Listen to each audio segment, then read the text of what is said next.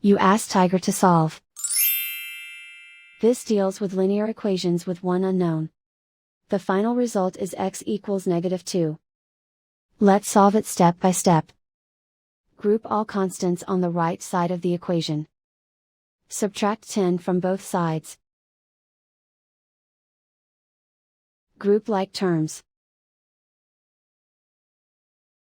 Simplify the arithmetic.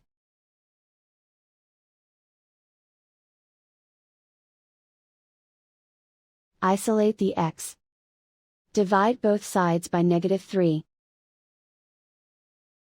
Cancel out the negatives. Simplify the fraction.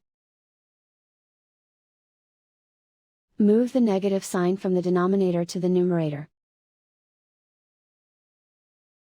Find the greatest common factor of the numerator and denominator. Factor out and cancel the greatest common factor. And so the final result is x equals -2.